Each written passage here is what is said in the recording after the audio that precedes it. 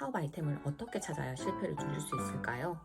제가 이 질문에 대한 답을 저의 실패를 복기해보면서 정리해봤습니다. 저는 이것이 핵심이라고 생각해요. 여러분, 혹시 이런 경험 있으신가요? 열심히 준비했는데 막상 팔 곳도 사줄 사람도 없는 상황. 혹은 사업을 하고 싶은데 아이템을 어떻게 찾아야 할지 막막한 경험. 저 진짜 그런 경험 했어요. 작년에 큰 기대를 안고 템포러리 타투 브랜드를 런칭했거든요. 근데 예상과는 다르게 참담한 실패를 맛봤어요. 오늘 이 영상을 통해 제가 어떤 실수를 했는지, 그리고 이후 사업 아이템을 찾을 때 어떻게 하면 실패를 줄일 수 있는지 알려드릴게요. 원래 저는 여러 브랜드를 대신 운영하고 판매하는 일을 했어요. 그러다 보니 나만의 브랜드를 만들고 싶다? 그런 생각이 들었죠. 그래서 시장 조사를 하다가 템포러리 타투펜을 만들게 되었는데요. 템포러리 타투펜은 하루 이틀 정도 지속되는 타투를 그릴 수 있는 임시적인 타투펜이에요. 템포러리 타투펜을 만들게 된 이유는 시장 흐름이 좋아 보였거든요. 타투에 대한 인식이 점점 좋아지고 있었고, 미니 타투가 패션 아이템으로 인기이기도 했고요. 그에 비해 실제 타투는 아프고 번거롭고 비용도 많이 들고 무엇보다도 법적인 이슈도 있었죠. 그래서 대안으로 템포러리 타투가 딱이라고 생각했어요. 문제는 제품이 나오고 나서부터였는데요. 제품을 만들고 나니 생각보다 팔리지 않더라고요. 모델을 구하는 것도 어렵고 피부마다 발색이 다 달라서 결과가 천차만별이었어요. 마케팅 비용까지 포함해서 2천만 원 이상 썼는데도 매출은 기대 이하였죠. 이 경험을 통해 저는 사업 아이템을 찾을 때 절대 하면 안 되는 실수 4가지를 깨달았어요. 첫 번째는 고객 검증 없이 제품을 만드는 것인데요.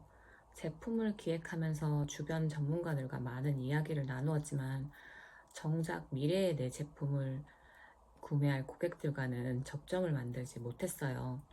제가 생각한 이 제품을 과연 돈을 주고 살 고객이 있는지 검증하지를 않았죠. 두 번째는 제가 이 제품을 진행하기 전까지는 타투에 크게 관심 있는 사람이 아니었거든요.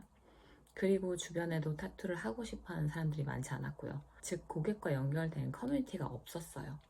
제가 속한 기존 커뮤니티에는 저의 잠재곡이 될 법한 저에게 의견을 줄 수 있는 사람이 없었던 거죠.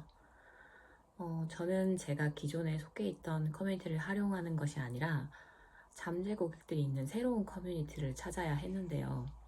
이것은 잠재 고객을 이해하고 이후에 마케팅을 하는데 큰 걸림돌이 되었답니다. 세 번째는 저는 오랫동안 광고 쪽에서 일을 하면서 팔리는 제품은 차별화된 셀링 포인트가 있어야 한다는 것을 너무나 당연하게 머리로 알고 있었어요. 제가 제품을 만들 때는 좋은 제품이고 새로운 제품이니까 고객들에게 선보이면 잘 팔리겠지라고 안일하게 생각했던 것 같아요. 아는 것과 하는 것은 다르다는 걸 크게 깨달았어요. 그리고 세일즈와 마케팅이 없으면 제품이 존재하지 않는 거나 마찬가지라는 것도요. 저는 주로 해외 플랫폼에서 제품들을 판매했는데요. 기존의 경험을 통해 알고 있던 마케팅 방식이 아니라 기존에 하던 것과는 전혀 다른 마케팅 방식으로 진행을 해보고 싶었어요. 그 경험을 통해 배운 것을 활용하지 않고 전략을 바꾸다 보니 처음부터 끝까지 부딪히며 실행해 가야 했거든요. 아무래도 제가 가진 역량을 제대로 활용할 수 없는 환경을 만든 거죠. 네 번째는 누구에게 팔 것인지 명확하게 정하지 않았다는 것인데요. 첫 번째 실수에서 연장되는 부분인 것 같아요. 기존에 제가 알던 커뮤니티 사람들이 아니니까 누구에게 팔지, 이 제품을 살 사람들의 문제가 무엇인지, 이 제품을 통해 어떤 문제를 해결할 수 있는지 사람들의 니즈를 제대로 파악하지를 못했어요. 그러다 보니 계속 마케팅을 해나갈 때마다 저의 꿈의 고객들은 그때그때 바뀌었고 마케팅의 일관성도 유지하기가 힘들었어요.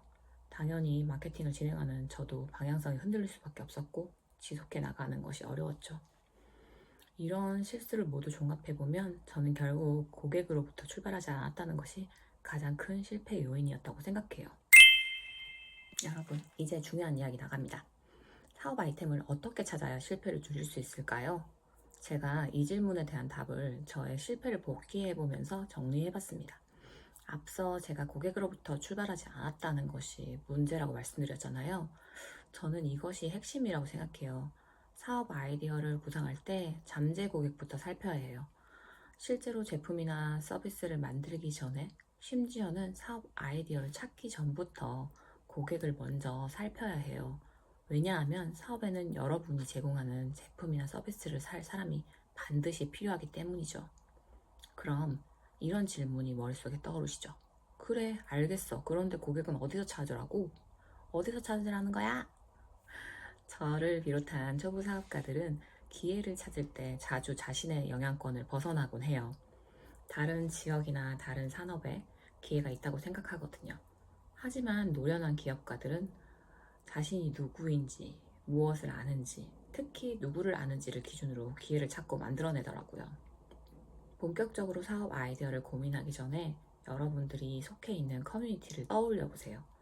예를 들면 내가 사는 곳에 주변의 친구들, 아이를 기르는 초보 엄마들, 이웃, 동료, 같은 종교를 믿는 사람들, 취미생활을 같이 하는 사람들, 여러분의 바로 옆에 있는 사람들을 한번 생각해 보실 수 있어요.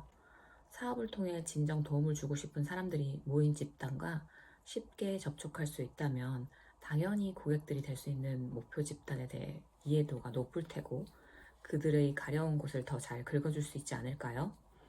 그리고 그들의 불편을 해소해줄 해결책이 구체적일수록 더 많이, 더 쉽게 판매하실 수 있고 팔고자 하는 제품이나 서비스를 미리 시험해 보는 것도 수월할 거예요. 있고 여러분의 바로 옆에 있는 그들이 속해 있는 그 그룹을 생각해 보시면서 집중적으로 공략할 집단 1, 2, 3 이를 떠올려 보세요. 스티브 잡스도 고객 경험에서 출발해서 거꾸로 일해야 한다 라고 말했어요. 아마존의 제프 베이조스도 아마존에서 일하는 모든 사람이 고객을 우선으로 생각하는 사고방식을 채택해 아이디어를 고민하고 어떤 아이디어를 사업화할지 결정하게 한다라고 말했는데요. 그의 리더십 원칙 16가지 중 첫 번째가 고객에게 집착하라인데요. 리더는 고객으로부터 시작해서 거꾸로 일한다라고 말했다고 합니다. 거꾸로 일하라는 말이 무슨 의미일까요?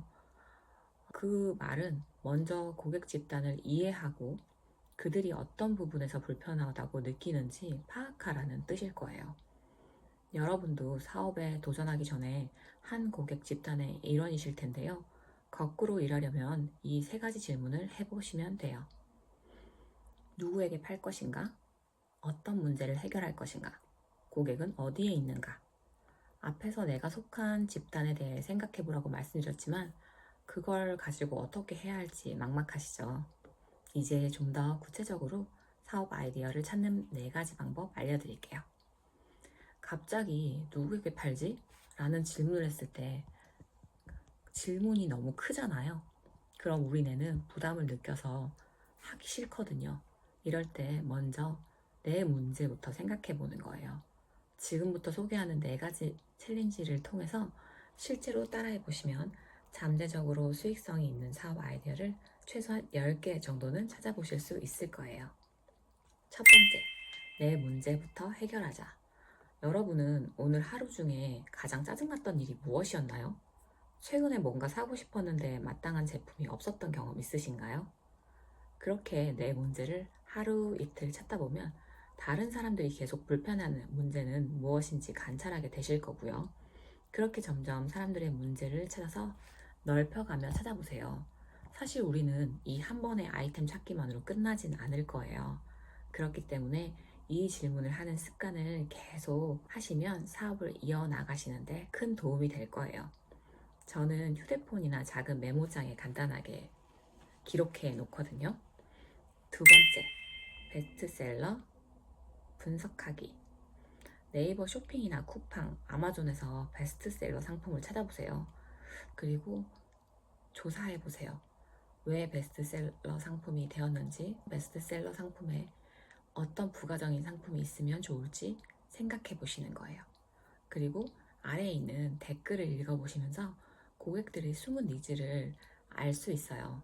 이건 좋은데 이런 점 아쉽다 같은 피드백을 집중해서 보시면 소비자들이 구매할 때 어떤 부분들의 니즈가 있는지를 파악하실 수 있거든요. 저도 개인적으로 리뷰 2~3개짜리 평점을 많이 읽어보는 편인데요. 그 속에서 진주 같은 개선점을 발견하는 경우도 종종 있어요. 세 번째, 사람들이 돈을 쓰는 시장 조사하기. 여러분, 진짜 중요한 포인트인데요. 사람들이 돈을 쓰고 있는 곳을 봐야 해요. 예를 들면 네이버 카페, 크모, 숨고 같은 곳에 어떤 문제를 해결하려고 돈을 쓰는지 확인해 보세요. 네 번째, 검색 트렌드 활용하기. 요즘에 그런 데이터 볼 수 있는 프로그램들 많잖아요. 네이버 데이터 랩, 구글 트렌드, 검색량이 증가하는 키워드를 분석해 보시고 지금 사람들이 관심을 가지는 주제가 무엇인지 알면 거기서 아이디어를 뽑아내실 수 있어요. 하다 보면 이 방법들이 사업 아이디어를 생각하는데 별 도움이 안 된다고 생각될 수 있는데요. 걱정하실 필요 없어요. 이건 연습이니까요. 지금 머릿속에 떠오르는 형편없고 말도 안 되고 터무니없는 생각을 기록해 보세요. 자기 생각을 편집하려고 하지 마시고요. 이런 게 사업 아이디어가 되겠어? 라는 생각은 하지 말아요. 그저 머릿속에 떠오른 생각을 죄다 적어보는 거예요. 그런 다음에 생각을 정리하면 됩니다. 이런 방법들을 통해 우리는 10개의 사업 아이디어 목록을 만들 거예요. 그리고 그 목록을 보면서 영 내키지 않은 것들을 지워 나가실 거예요. 그러다 보면 가장 눈에 띄는 3개의 사업 아이디어가 보일 거예요.